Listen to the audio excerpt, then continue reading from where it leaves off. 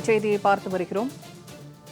பகுதி நேர ஆசிரியர்கள் தற்போது கைது செய்யப்பட்டிருக்கிறார்கள். 12வது நாளாக போராடி வரும் அவர்களை காவல்துறையினர் கைது செய்த தகவல் வெளியாகியிருக்கிறது.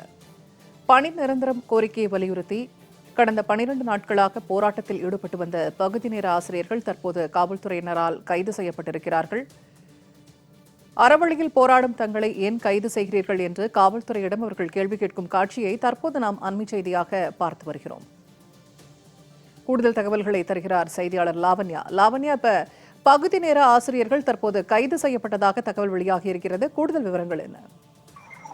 வணக்கம். சென்னை டிபிஐ வளாகத்திற்குடைய அருகிலே பகுதி நேர ஆசிரியர்கள் திமுகவினுடைய தேர்தல் வாக்குறுதி எண் 181. நாங்கள் ஆட்சிக்கு வந்தால் பகுதி நேர ஆசிரியர்களை பணி நிரந்தரம் செய்வோம் என திமுக தேர்தல் வாக்குறுதி கொடுத்தது. அந்த வகையிலே பணி நிரந்தரம் செய்யப்படுவோம் என 4.5 ஆண்டு காலம் பகுதி நேர ஆசிரியர்கள் காத்திருக்கக்கூடிய ஒரு சூழலில் தற்பொழுது அந்த போராட்டம் என்பது தீவிரமடைந்திருக்கிறது. பல்வேறு கட்ட போராட்டங்களில் ஈடுபட்ட பகுதி நேர ஆசிரியர்கள் தொடர்ந்து 12வது நாளாக தீவிர போராட்டத்தில் இறங்கி இருக்கிறார்கள். பகுதி நேர ஆசிரியர்கள் பணி நிரந்தரம் செய்யப்படுவார்கள் என்ற அரசாணை கிடைக்கும் வரை போராட்ட களத்திலிருந்து அகல மாட்டோம் என பகுதி நேர ஆசிரியர்கள் உறுதியாக இருக்கிறார்கள், தீவிரமாக இருக்கிறார்கள். அந்த வகையிலே இன்று பகுதி நேர ஆசிரியர்களினுடைய மூத்த நிர்வாகிகளோடு பள்ளி கல்வித்துறை அதிகாரிகள் தலைமைச் செயலகத்தில் பேச்சுவார்த்தையில் ஈடுபட்டு வரக்கூடிய ஒரு சூழலில் தற்பொழுது போராடக்கூடிய, அதாவது சென்னை நுங்கம்பாக்கம் டிபிஐ வளாகத்திற்கு அருகில் இருக்கக்கூடிய இடத்தில் போராடக்கூடிய பகுதி நேர ஆசிரியர்களை காவல்துறையினர் வலுக்கட்டாயமாக கைது செய்ய வருகிறார்கள். ஏனென்று கேட்கும் பொழுது போராட்டத்திற்கான கால அளவு இதுதான் என்று கூறுகிறார்கள். ஆனால் மிகவும் அறவழியில் போராட்டத்தை பகுதி நேர ஆசிரியர்கள் மேற்கொண்டு வரக்கூடிய அந்த காட்சிகளை நம்மால் காண முடிகிறது. நாங்கள் அறவழியில் போராட்டத்தை மேற்கொண்டு வருகிறோம். எந்தவித இடையூறும் பொதுமக்களுக்கும் அதே போல வாகன ஓட்டிகளுக்கும் கொடுக்கவில்லை. தொடர்ந்து அறவழியில் எங்களினுடைய கோரிக்கையை முன்வைத்து போராடி வர எங்களை ஏன் வலுக்கட்டாயமாக கைது செய்ய நினைக்கிறீர்கள்? அதிலும் குறிப்பாக பேச்சுவார்த்தையில் ஈடுபட்டு கொண்டிருக்கும் பகுதி நேர ஆசிரியர்களினுடைய மூத்த நிர்வாகிகள் திரும்பி களத்திற்கு வரவில்லை. அவர்கள் வந்து மேற்கொண்டு தகவல்களை கூறும் பொழுதுதான் போராட்டத்தை அடுத்த கட்டத்திற்கு எவ்வாறு நகர்த்துவது என்பதனை பற்றி சிந்திக்கவும் செயல்படவும் முடியும். அப்படி இருக்கக்கூடிய ஒரு தருவாயில் எங்களுடைய மூத்த நிர்வாகிகள் வரும் வரை இந்த இடத்திலேயே போராட சொல்லி எங்களை காத்திருக்க சொல்லி சென்றிருக்கிறார்கள். நாங்கள் ஏன் போராட்ட களத்தில் இருந்து அகல வேண்டும் என பகுதி நேர ஆசிரியர்கள் அவர்களினுடைய அந்த வாதத்தை முன்வைத்து வருகிறார்கள். தொடர்ந்து காவல்துறையினருக்கும் பகுதி நேர ஆசிரியர்களுக்கும் தள்ளுமுள்ளும் அதே போல வாக்குவாதமும் முற்றி வருகிறது. தொடர்ந்து பல்வேறு, அதாவது 2 பேருந்துகளில் பகுதி நேர ஆசிரியர்களை காவல்துறையினர் வலுக்கட்டாயமாக கைது செய்து அழைத்து சென்று கொண்டிருக்கிறார்கள். தலைநகர் சென்னையை பொறுத்தவரை பல்வேறு இடங்களில் போராட்ட களமாகத்தான் இருக்கிறது.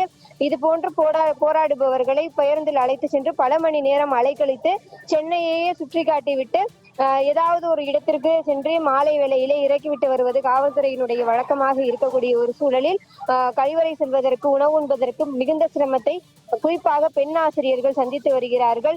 இருப்பினும் போராட்ட களத்தில் பெரும்பான்மையான பெண்கள் போராட்ட களத்தில் இறங்கி போராடி கொண்டிருக்கக்கூடிய ஒரு சூழலில் காவல்துறை தற்பொழுது வலுக்கட்டாயமாக அவர்களை கைது செய்து வருகிறது. நாங்கள் இந்த இடத்தை விட்டு அகல மாட்டோம், நாங்கள் அறவழியில் போராட்டத்தை மேற்கொண்டு வரக்கூடிய ஒரு சூழலில் காவல்துறையினர் எங்களை கைது செய்வது மிகவும் நியாயமற்றது. ஆகவே நாங்கள் டிபிஐ வளாகத்தை முற்றுகையிடுவோம் என்று பகுதி நேர ஆசிரியர்கள் எச்சரிக்கை விடுத்தனர். இருப்பினும் தொடர்ந்து பகுதி நேர ஆசிரியர்கள் கைது செய்து வருகிறார்கள். காவல்துறையினுடைய அராஜக போக்கு, அதே போல அடக்குமுறை ஒழிய வேண்டும் என பகுதி நேர ஆசிரியர்கள் முழக்கமிட்டு வருகிறார்கள். சமூக வலைதளங்கள் ஏதேதோ விஷயங்களுக்கு பார்த்துவிட்டு ரியாக்ட் செய்யக்கூடிய முதலமைச்சர், நாங்கள் 12 நாட்களாக தொடர்ந்து போராட்டத்தில் ஈடுபட்டு கொண்டிருக்கிறோம், எங்களினுடைய போராட்டத்தை ஏன் கண்கொண்டு பார்க்கவில்லை, செவிசாய்க்கவில்லை என்பதுதான் பகுதி நேர ஆசிரியர்களினுடைய மனக்குமுறலாக இருக்கிறது, மன உளைச்சலாக இருக்கிறது. பகுதி நேர ஆசிரியர்களை பொறுத்தவரை ஏற்கனவே போராட்ட களத்திலிருந்து வீடு திரும்பிய பார்த்தசாரதி என்ற ஆசிரியர் உயிரிழந்தார் விபத்தின் காரணமாக.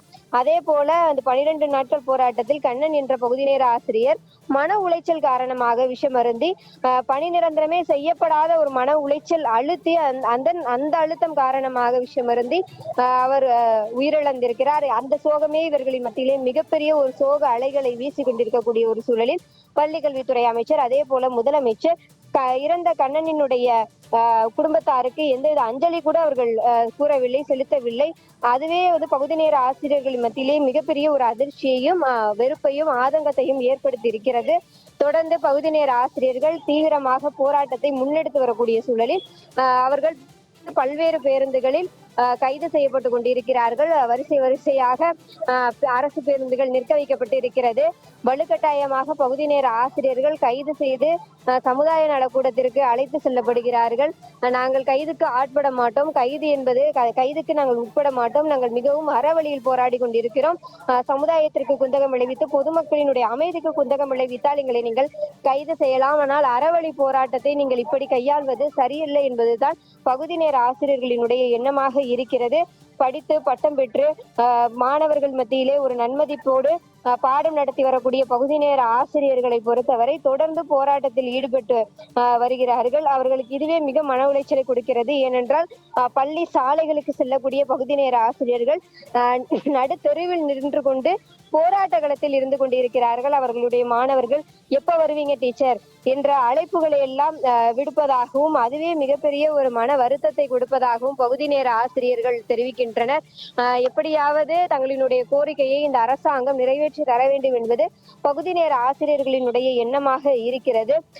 ஏனென்று கேட்டால் அவர்கள் இந்த கோரிக்கையை முன்வைக்கவில்லை. கடந்த 2021 சட்டமன்ற தேர்தலில் திமுகவினுடைய முதல்வர் வேட்பாளராக அறிவிக்கப்பட்டிருந்த முதலமைச்சர், அதாவது இன்றைய முதலமைச்சர் மு.க.ஸ்டாலின் தான் அந்த வாக்குறுதியை கொடுத்தார்.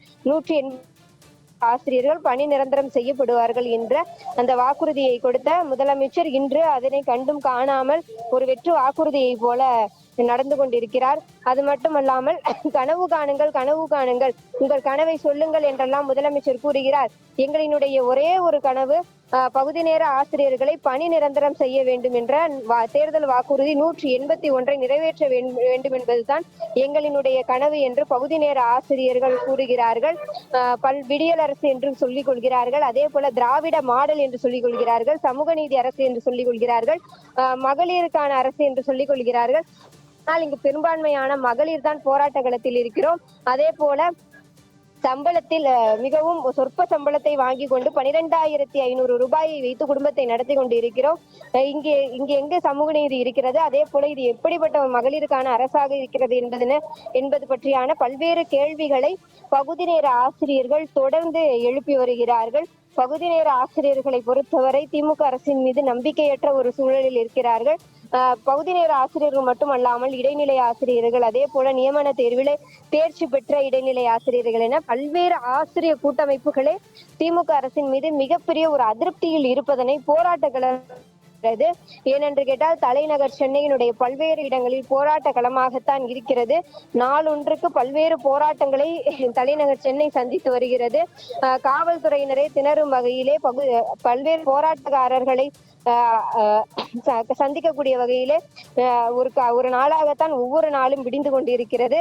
அப்படி இருக்கும் பொழுது இது விடியல் அரசு என்று கூறிக்கொள்கிறார்கள்.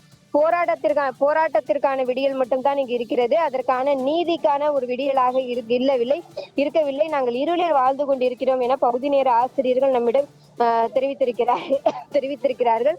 அதிலும் குறிப்பாக பொங்கல் பண்டிகையை எல்லாம் விடுத்து, அதாவது போராட்ட களத்தையே பண்டிகையை ஏற்று பொங்கல் பண்டிகையை விடுத்து தொடர்ந்து பகுதி நேர ஆசிரியர்கள் போராட்டத்திலே ஈடுபட்டு வருகிறார்கள்.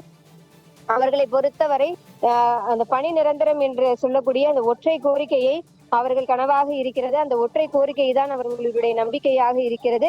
பணி நிரந்தரம் என்ற அந்த ஒற்றை கோரிக்கை தான் அவர்களினுடைய வாழ்வாதாரமாக இருக்கிறது. பணி நிரந்தரம் என்ற ஒற்றை கோரிக்கை தான் அவர்களினுடைய எதிர்காலமாக இருக்கிறது. பணி நிரந்தரம் என்ற ஒற்றை கோரிக்கை தான் அவர்களினுடைய வெற்றியாக இருக்கிறது, இலக்காக இருக்கிறது. ஆகவே அதையெல்லாம் முன்னிறுத்தி பகுதி நேர ஆசிரியர்கள் தொடர்ந்து போராட்ட களத்தில் இயங்கி வருகிறார்கள். காவல்துறையினர் பகுதி நேர ஆசிரியர்களை கட்டுக்குள் கொண்டு வர மிகப்பெரிய அளவிற்கு காவல்துறையினுடைய பலத்தை காட்டினாலும் அவர்கள் திணறி வருகிறார்கள். ஏனென்று கேட்டால் பகுதி நேர ஆசிரியர்கள் காவல்துறையினுடைய அராஜக போக்கை, அடக்குமுறையை ஏற்றுக்கொள்வதாக இல்லை. தொடர்ந்து அவர்களுக்கும் பகுதி நேர ஆசிரியர்களுக்கும் தொடர்ந்து வாக்குவாதம் நிகழ்ந்து கொண்டிருக்கிறது. அவர்களை கைது செய்து வாகனத்தில் ஏற்றுவதே காவல்துறைக்கு மிகப்பெரிய ஒரு சவாலாக இருக்கிறது. ஏனென்று கேட்டால் நாங்கள் அமைதியாக அறவழியில் போராடி கொண்டிருக்கிறோம். அறவழி போராட்டத்தை இப்படி கையாளக்கூடாது என்று தொடர்ந்து பகுதி நேர ஆசிரியர்கள் அவர்களினுடைய தரப்பு நியாயத்தை தெரிவித்து வருகிறார்கள். சென்னை டிபிஐ வளாகத்தை சுற்றிலுமே ஒரு பதற்றமான ஒரு சூழல் இருக்கிறது. போக்குவரத்து ஒரு சாலையினுடைய ஒரு பகுதி முழுவதுமே தடை செய்யப்பட்டு இருக்கிறது. ஏனென்று கேட்டால் பகுதி நேர ஆசிரியர்கள் அந்த சாலை வழியாகத்தான் நீண்ட நெடிய போராட்டத்தை முன்னெடுத்து வரக்கூடிய ஒரு சூழலில் தற்பொழுது அவர்கள் கைது செய்யப்பட்டு கொண்டிருக்கிறார்கள். மூத்த நிர்வாகிகளுக்கு தகவல் சொல்லப்பட்டு இருக்கிறது. அதே போல தலைமைச் செயலகத்தில் பகுதி நேர ஆசிரியர்களினுடைய மூத்த நிர்வாகிகள் பள்ளி கல்வித்துறையினுடைய அதிகாரிகளுடன் பேச்சுவார்த்தையில் ஈடுபட்டு வருகிறார்கள். இன்னும் சற்று நேரத்தில் என்ன பேச்சுவார்த்தை நடந்தது, அந்த பேச்சுவார்த்தைக்கு பகுதி நேர ஆசிரியர்களினுடைய கூட்டமைப்பு ஒத்துழைப்பு கொடுத்ததா இல்லையா, தொடர்ந்து போராட்டம் முன்னெடுக்கப்படுமா என்பதனை சற்று பொறுத்திருந்துதான் பார்க்க வேண்டும். இருப்பினும் திமுகவினுடைய தேர்தல் வாக்குறுதி எண் 181 கூறியதுபடி பகுதி நேர ஆசிரியர்களுக்கு பணி நிரந்தரம் என்ற அரசாணை கிடைக்கும் வரை பகுதி நேர ஆசிரியர்கள் இந்த போராட்டத்தை தீவிரமாக தொடர்வார்கள் என்று தான் கூறப்படுகிறது.